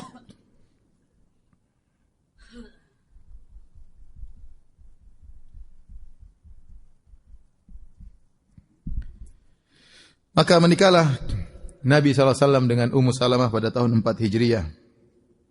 Kemudian Nabi bersama Ummu Salamah. Ummu Salamah masih gendong Zainab. Si kecil masih disusui. Sebutkan akhirnya Ummu Salamah. Nabi ingin menemui Ummu Salamah setelah pernikahan. Ummu Salamah lagi gendong anak. Nabi keluar lagi. Gendong anak, bagaimana mau dicumbui? Nabi masuk lagi, Ummu Salamah masih gendong anak. Aduh. Nabi keluar lagi. Akhirnya Nabi datang lagi, masih gendong anak. Akhirnya Ammar bin Yasir, saudara susuan Ummu Salamah, tahu, maka dia datang, diambil tuh Zainab. Biar Nabi masuk. Itu Nabi masuk, Nabi mengatakan, Aina Zunab, Maina Zainab. Sudah selamat, sudah Rasulullah. Akhirnya malam itu Nabi SAW sama Ummu Salamah. Kemudian Nabi berkata kepada Ummu Salamah, Laisa biki ala ahliki hawan. In syi'ti sabba'tu laki wa sabba'tu indahunna wa in syi'ti thalathan wa durtu. Kata Nabi, ya Ummu Salamah, bukan masalah aku tidak mencintaimu atau kau rendah di sisiku, tidak. Tapi ada aturan poligami. Aturan poligami, kau punya dua pilihan. Saya akan tinggal bersama engkau 7 hari. Engkau janda, saya tinggal bersama 7 hari. Saya tidak pergi ke istri-istriku yang lain. 7 hari sama kamu. Tapi setelah itu, saya gilir istri-istriku 7 hari lagi. Ya. Nabi punya istri yang selain Ummu Salamah ada berapa? 4. Berarti kalau 7 hari sama kamu, 7 hari sama Aisyah, 7 hari sama Saudah, 7 hari sama Hafsah, 7 hari sama Zainab binti Khuzaimah, baru balik lagi. Berarti nanti balik lagi kepada kamu, 7 kali 4, 28 hari lagi. Ini pilihan pertama. Pilihan kedua, aku 3 hari sama kamu. 3 hari, enggak 7 hari, 3 hari saja. Tapi setelah itu, saya sehari di Aisyah, sehari di Saudah, sehari di Hafsah, sehari di Zainab binti Khuzaimah, saya balik lagi. Cuma tunggu 4 hari. Pilih mana? 7 atau 4? 7 atau berapa? 3. Akhirnya kata Ummu Salamah, 3 hari aja lah. Kalau 7 hari terlalu lama. Ini kaidah dalam poligami. Jadi kalau seorang menikah dengan janda, aqama indaha thalathan. Dia punya istri, menikah sama janda, maka dia 3 hari sama jandanya tersebut. Kemudian dia muter yang lain. Kalau istrinya 2 atau 3 sebelumnya. In tazawwaja bikran, kalau dia menikah dengan gadis, aqama indaha sab'an, maka dia tinggal 7 hari, enggak kemana mana.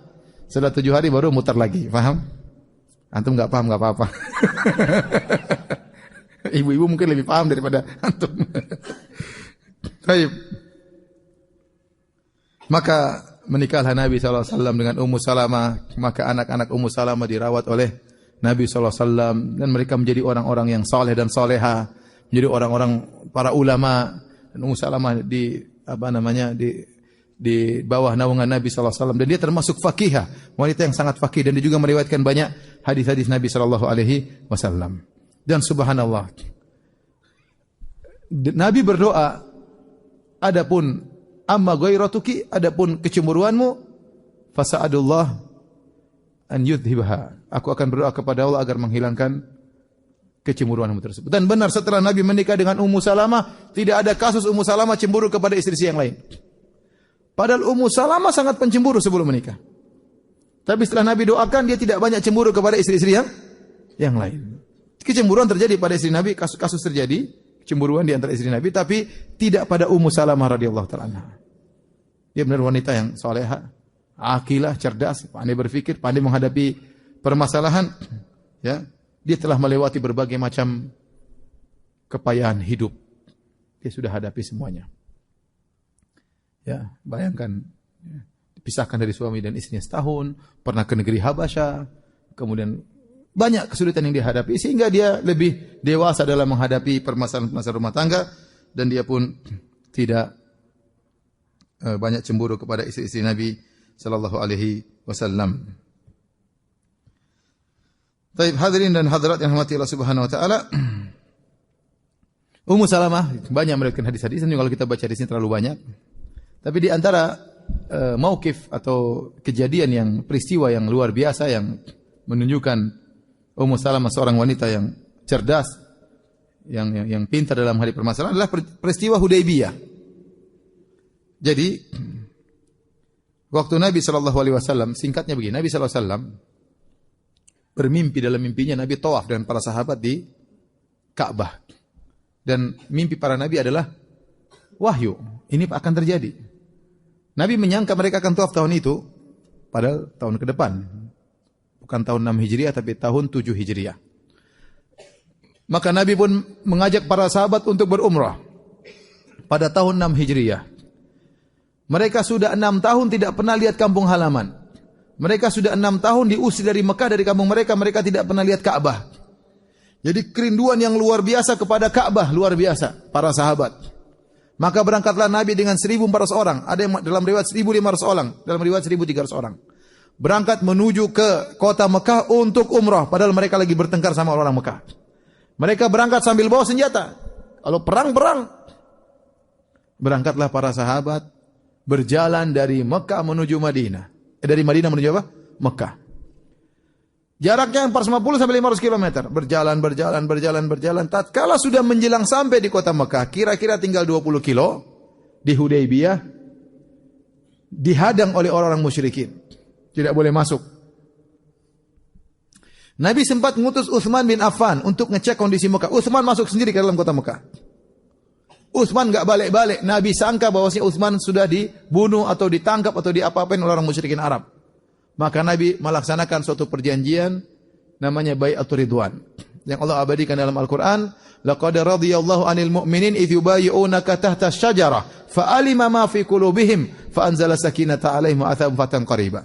Sungguh Allah telah ridha kepada orang-orang yang membaiat engkau di bawah sebuah pohon. Allah tahu bagaimana baiknya hati mereka dan Allah akan berikan kepada mereka kemenangan yang dekat. Maka Nabi membaiat. Nabi berkata, "Ini tangannya Utsman. Saya mewakili Utsman, baiat saya." Baiat, siap mati membela Rasulullah sallallahu alaihi wasallam. Kemudian para sahabat 1.400 orang semuanya baiat sampai Nabi mengatakan tidak seorang pun yang membaiatku di bawah pohon ini kecuali masuk surga. Kecuali satu orang, itu orang munafik. Semuanya dijamin masuk surga oleh Nabi sallallahu alaihi wasallam. Itu namanya Bai'atul Ridwan. Para semangat sahabat sudah siap perang, siap mati. Ya. Tahu-tahu datang utusan dari kaum musyrikin, bikin perjanjian-perjanjian sama Nabi, berunding-berunding. Akhirnya terjadi perjanjian namanya perjanjian Al-Hudaybiyah. Sulhul Hudaybiyah, perjanjian gencatan senjata. Selama 10 tahun kaum muslimin sama kaum musyrikin enggak boleh bertengkar. Enggak boleh berperang. Umrah enggak jadi, umrah tunda tahun depan. Bikin jengkel pokoknya, Umar jengkel. Pertama, umrah harus ditunda tahun depan, sudah jalan-jalan jauh 400 km, disuruh pulang. Kita bayangkan bagaimana para sahabat jengkelnya luar biasa. Kemudian kalau ada orang musyrik yang lari dari Mekah menuju Madinah, harus dikembalikan. Tapi kalau ada orang Islam lari dari Mekah menuju Mekah menuju Madinah, kalau dari Madinah menuju Mekah, maka harus diterima. Kalau ada orang Muslim dari Madinah kembali ke kota Mekah, tidak usah kembali. Ya sudah, berarti kembali lagi ke kufuran. Tetapi kalau ada orang Mekah lari menuju Madinah ingin Islam, harus kembalikan. Ini kan perjanjian yang sebelah tangan, berat sebelah, tidak menguntungkan kaum muslimin. Maka tatkala itu Nabi tanda tangan, gampangannya gitulah. Nabi oke. Waktu Nabi oke, sudah Nabi sepakat berarti umrah harus batal. Dan aturannya umrah kalau batal harus potong kambing, cukur gundul. Kata Allah, fa in uhsirtum famastaysara minal hadi. Kata Allah, wa atimul hajja wal umrata lillah. Fa in uhsirtum famastaysara minal hadi. Sempurnakanlah haji dan umrahmu karena Allah. Kalau kalian terhalangi, maka sembelihlah sembelihan, kambing atau onta, dan cukur rambut.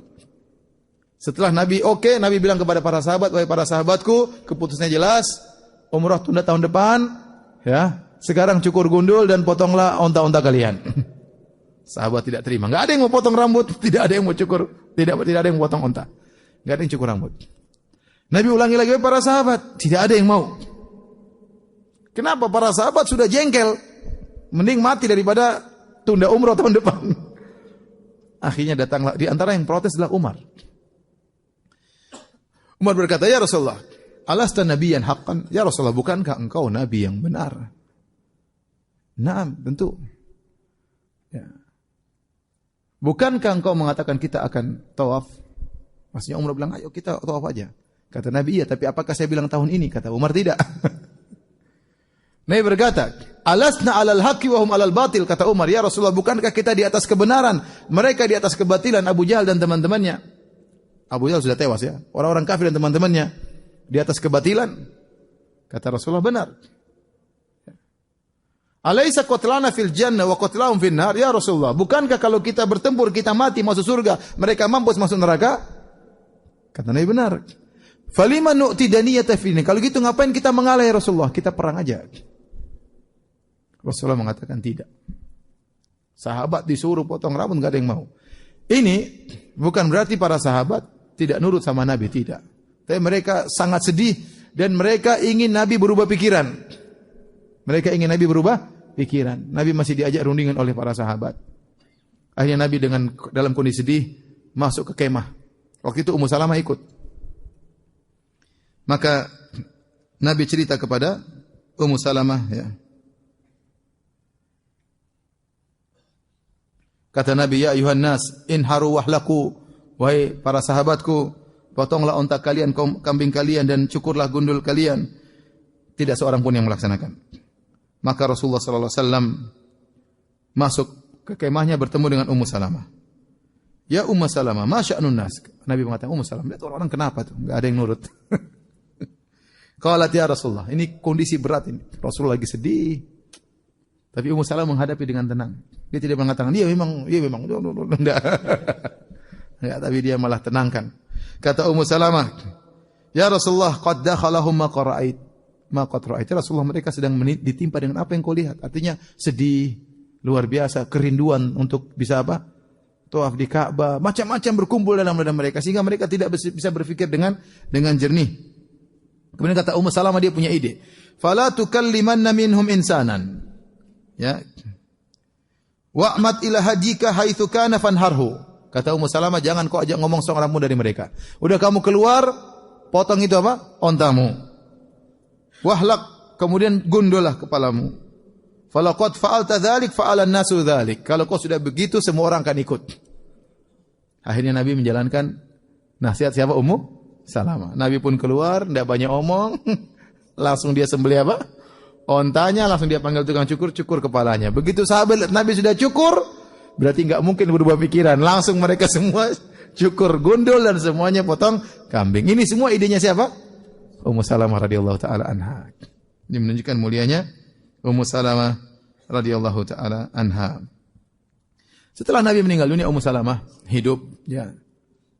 Kemudian para sahabat kalau ada masalah terkadang tanya kepada Ummu Salamah, dia meriwayatkan hadis orang wanita yang faqihah. Kemudian sampai dia berwasiat, dia mengatakan kalau saya meninggal dunia tolong yang salatkan Sa'id bin Zaid. Tapi akhirnya ternyata Ummu Salamah umurnya panjang. Sahabat yang diwasiatkan untuk menyolatkan dia meninggal terlebih dahulu. Akhirnya dia meninggal disolatkan, konon disolatkan oleh Abu Hurairah. Ada yang mengatakan Abu Hurairah meninggal sebelum Ummu Salamah. Intinya dia meninggal umurnya sekitar 90 tahun. 80 tahun lebih, kurang dari 90. Ada yang mengatakan sekitar 90 tahun. Umurnya dipanjangkan oleh Allah Subhanahu wa taala. Beliau meninggal setelah meninggalnya Al-Husain. Al-Husain bin Ali bin Abi Thalib dibunuh dengan kezaliman di Karbala sekitar tahun 60-an atau 61, sekitar tahun itu dia dibunuh. Maka sampailah kabar tentang kematian Al-Husain kepada Ummu Salamah, maka dia pun sedih sampai dia pun pingsan. Sedih mendengar cucu Rasulullah SAW terbunuh. Kemudian dia tidak berapa lama, kemudian dia pun meninggal dunia radhiyallahu taala anha. Jadi demikianlah kira-kira ya cerita singkat tentang Ummu Salamah radhiyallahu taala anha.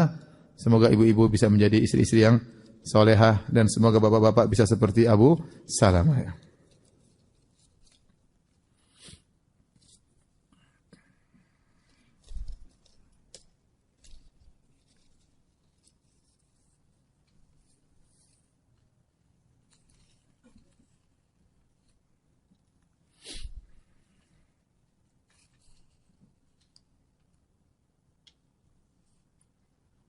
Ustaz, bagaimana hukumnya istri yang menolak dan tidak patuh kepada suami yang menyuruhnya untuk berhenti bekerja?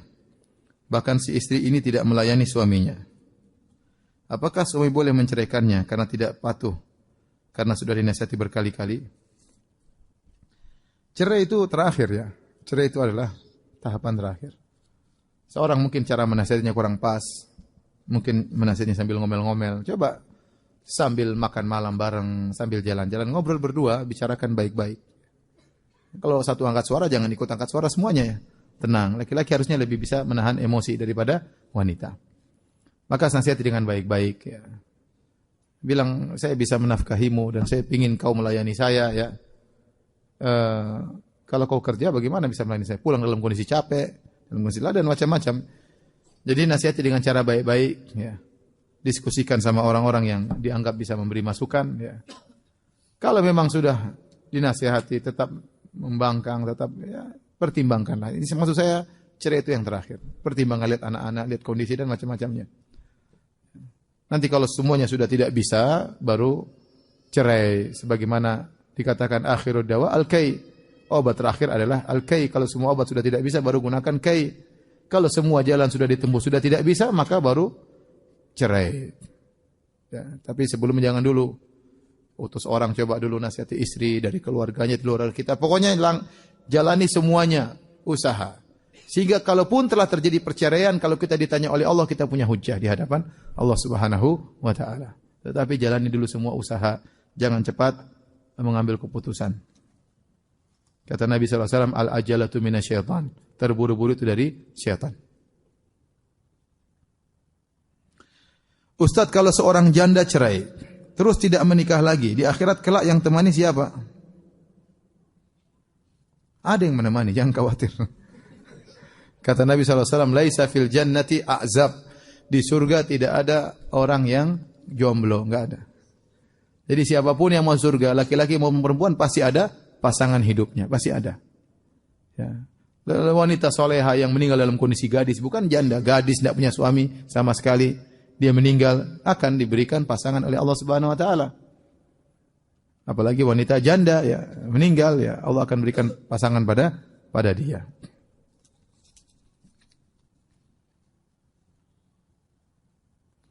Jika suami dan istri masuk surga, maka di surga Allah akan memberikan bidadari untuk sang suami. Di sini tulis 10 bidadari untuk sang suami. Kok sedikit cuma 10? Lalu apakah cinta suami untuk istrinya akan terbagi? Masya Allah. Atau ia akan lebih mencintai istrinya yang di dunia yang selalu taat kepadanya? Ini berangkat dari pemikiran dia akan sedih kalau suaminya punya bidadari, dia akan cemburu. Ya. Kita katakan orang yang mau surga tidak ada kesedihan, tidak ada kekhawatiran. Ya, tadi Nabi berdoa kepada Ummu Salamah, kepada Allah agar menghilangkan kecemburuan Ummu Salamah. Hilang atau tidak? Hilang. Maka di surga kelak Allah akan hilangkan kecemburuan itu. Tidak ada. Semuanya bahagia, semuanya happy. Dan kebahagiaan itu bukan cuma berhubungan dengan suami. Banyak kebahagiaan yang lain yang kita belum tahu kalau masuk surga. Yang Allah belum tunjukkan. Ya, fiha apa mala ainun ra'at wala udhunun sami'at wala khatara ala qalbi bashar. Ada kenikmatan-kenikmatan yang tidak pernah dilihat oleh mata, tidak pernah terdengar oleh telinga. Ya, banyak kenikmatan. Pokoknya masuk surga akan tenang dan bahagia. Ya, tidak ada kecemburuan lagi di sana. Sama, Ustaz, kalau saya masuk surga, istri saya suaminya 4, Ustaz. Bahkan waktu itu sudah istri-istrinya juga sudah ada yang meninggal banyak. Total kita 8 orang, Ustaz. Kalau di surga bagaimana? Tenang aja, semuanya bahagia, jangan khawatir. Mau suami istrinya 100, mau 200, tetap aja bahagia. Tetapi kata para ulama, istri yang solehah lebih baik daripada bidadari, ratu bidadari. Mereka akan menjadi ratu bidadari karena mereka lebih baik daripada bidadari. Mereka pernah diuji oleh Allah tatkala di dunia dengan ujian-ujian yang susah dan mereka taat kepada suami mereka.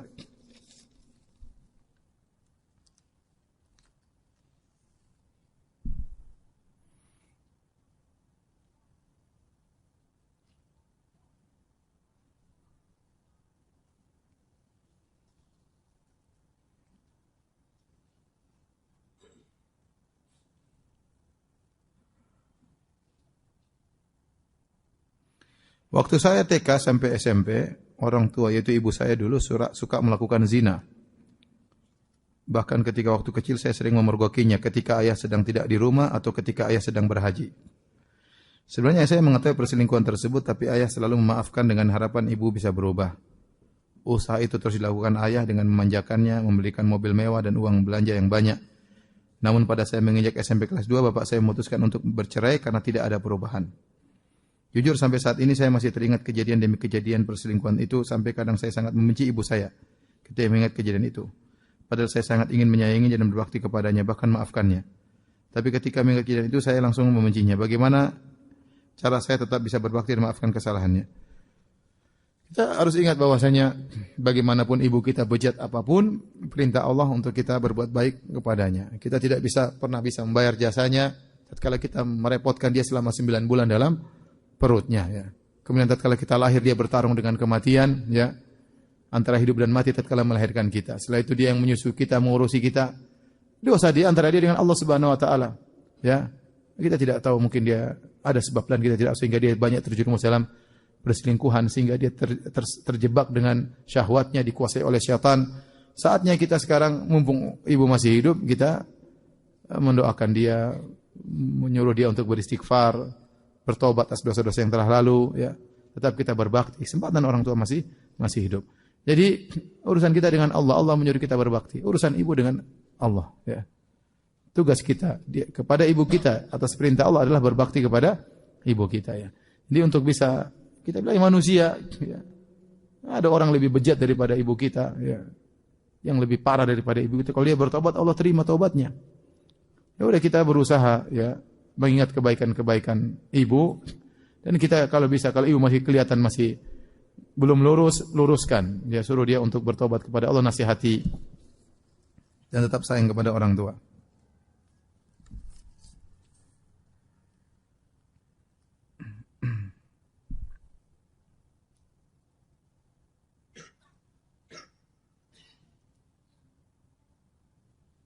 Apa alasan orang-orang Syiah terhadap keterangan bahwa seorang istri akan menjadi istri suaminya di akhirat kalau seperti Aisyah radhiyallahu anha? Enggak tahu orang Syiah, ya. Orang Syiah itu susah, ya. Hadisnya bukan dari sumber hadis kita. Kita ini tidak bisa sama dengan mereka. Kenapa? Sumber hukumnya berbeda. Pertama, kalau Al-Quran, mereka meyakini Al-Quran itu tidak lengkap. Kalaupun Qurannya sama, tafsirannya pun juga berbeda. Kemudian hadis-hadis, kalau kita Sahih Bukhari, Sahih Muslim, dan yang lain-lain. Sumber hadis kita cuma Muhammad sallallahu alaihi wasallam, baru dikatakan hadis. Adapun mereka, perkataan imam mereka katakan juga hadis. Kenapa? Karena mereka meyakini imam mereka itu maksum. Dan konsekuensi dari maksum, semua perkataannya benar. Makanya kalau kita buka buku hadis-hadis mereka, contohnya Al-Kafi.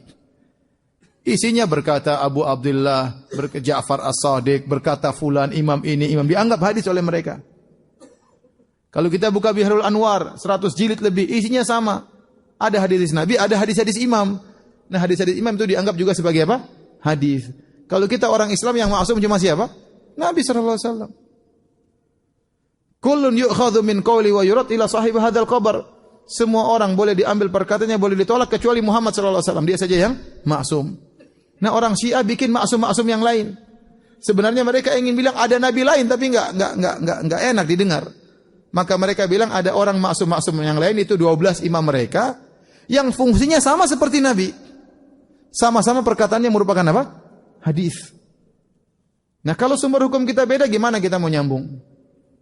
Saya pernah dialog sama orang Syiah, saya bilang begitu. Gimana kita mau nyambung? Ini perkara besar.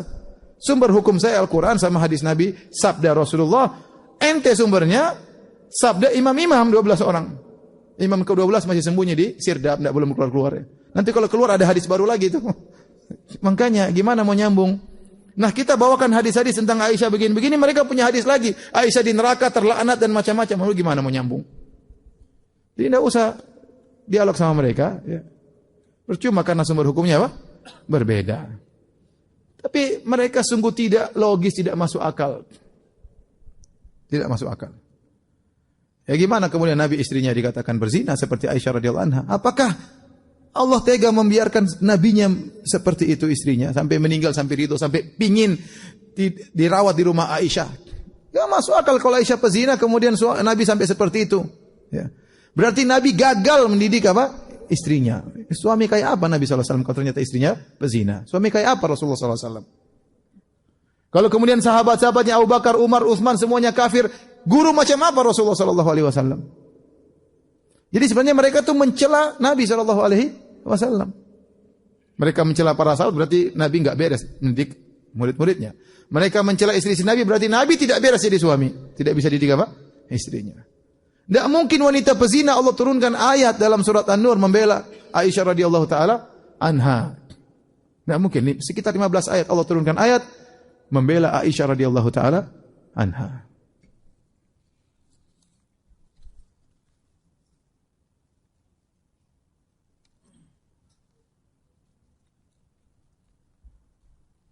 Saya beberapa hari yang lalu atau beberapa waktu yang lalu saya ditelepon oleh seorang wanita syarifah. Dia bilang, "Ustaz, saya ini mau menikah dengan seorang akhwal, itu orang Indonesia. Tapi saya dilarang sama keluarga-keluarga saya. Mereka bilang kalau kamu menikah dengan selain Habib, maka Nabi tidak akan beri syafaat kepada engkau." Subhanallah. Langsung saya marah, saya bilang, "Ya ukhti, itu hadis enggak ada ya ukhti. Kalau Nabi seperti itu bukan Nabi kita. Masa Nabi cuma mau kasih syafaat sama keluarganya yang sedikit tersebut? Kita se-Indonesia ini berapa ratus juta tidak dapat syafaat semuanya. Itu Nabi seperti apa yang begitu? Ya, itu bukan Nabi kita seperti itu. Kata Allah, ya, Azizun alaihi ma anittum harisun alaikum bil mu'minin raufur rahim. Yang sangat berat apa yang memberatkan umatnya. Yang sangat semangat untuk kebaikan umatnya, sangat sayang kepada orang-orang beriman. Nabi berkata, "Syafaati li ummati li ahlil kabairi min ummati." Syafaatku bagi para pelaku dosa besar dari umatku. Syaratnya agar yang penting tidak berbuat apa? Kesyirikan. Nah, kemudian syafaatnya terbatas kepada ahlul bait. Ya itu enggak benar. Saya bilang itu bukan Nabi kita seperti itu. Ini menghina Rasulullah SAW seperti ini. Enggak benar. Ya, dari mana hadis-hadis seperti saya juga enggak tahu. Orang-orang Syiah enggak tahu sebagian hadis dari kemana. Saya ketemu lagi sebagian Habib yang sudah ngaji di Amsterdam. Dia bilang, "Ya Ustaz, kita meyakini bahwasanya kita semua pasti masuk surga." Semua keturunan Nabi bagaimanapun berandalnya, bagaimanapun buruknya pasti masuk surga. Dari mana hadis seperti itu? Dari mana ya akhi? Subhanallah. Mana hadisnya? Datangkan hadisnya. Mana sanadnya? Ya orang Syiah mereka bikin hadis sendiri ya, biarin aja. Itu tidak logis. Bukankah ada keturunan Nabi yang tidak soleh? Bukankah keturunan Nabi ada yang soleh luar biasa? Ada yang juga berandal luar biasa? Bahkan di antara mereka ada yang pindah agama? Ada. Bahkan ada yang menjadi pendeta? Ada. Ada yang terkena kasus narkoba? Ada. Ada yang soleh luar biasa, ada yang bertakwa luar biasa. Mana yang mengatakan keturunan Nabi pasti masuk surga? Enggak ada. Lihatlah Nabi-Nabi sebelumnya juga. Lihat, Nabi Yakub alaihissalam punya keturunan yang sangat banyak. Semua Yahudi Bani Israel keturunan Nabi Yakub alaihissalam. Taib, apakah semua keturunan Nabi pasti benar? Banyak Yahudi yang enggak beres. Biadab-biadab sekarang itu semuanya mereka mengaku keturunan Nabi Yakub alaihissalam. Bukankah orang Quraisy semuanya keturunan Nabi Ismail? Semua Quraisy keturunan Nabi Ismail. Bukankah di antara Quraisy ada Abu Jahal, ada Abu Lahab? Jadi tidak ada kaidah bahwasanya semua keturunan Nabi pasti masuk surga, itu enggak ada, itu enggak benar. Ya, kita bilang kalau ada keturunan Nabi yang soleh, luar biasa, kita harus muliakan lebih daripada yang lainnya. Kata Nabi SAW, "Udzakirukumullah fi ahli baiti." Aku ingatkan kalian untuk menghormati apa? Kerabatku, keturunan Nabi SAW. Tapi ini seperti ini, ada hadis-hadis tidak tahu, ada orang Syiah nyebarin hadis-hadis seperti ini, repot. Maka tidak pernah kita nyambung dengan orang Syiah karena sumber hadisnya berbeda. Kita ya orang Ahlus Sunnah, orang Islam, kita punya kriteria hadis dhaif, hadis sahih, ada kriterianya, ada penilaiannya. Mereka mana ilmu hadis sahih dhaif dari mana mereka? Enggak ada ilmunya mereka. Yang sesuai hawa nafsu mereka bilang hadis Nabi mau palsu mau apa.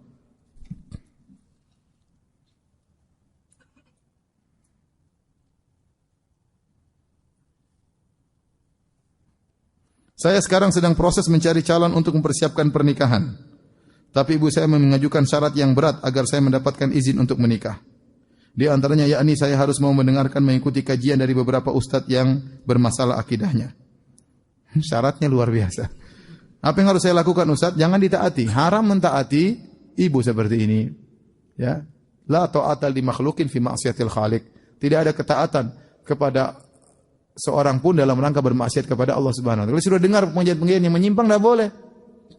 Hati ini lemah. Al-qulubu dha'ifa wa syubhatu khattafah. Hati itu lemah, syubhat menyambar-nyambar. Masukin racun syubhat, kemudian kita enggak bisa keluar dari hati kita. Enggak usah taat kepada ibu, tapi tetap sayang kepada ibu, hormat kepada ibu. Bilang sudah dengar pengajian enggak? Sudah, baru bilang assalamualaikum, matiin. Ini tidak perlu ditaati, tapi tetap baik kepada orang tua.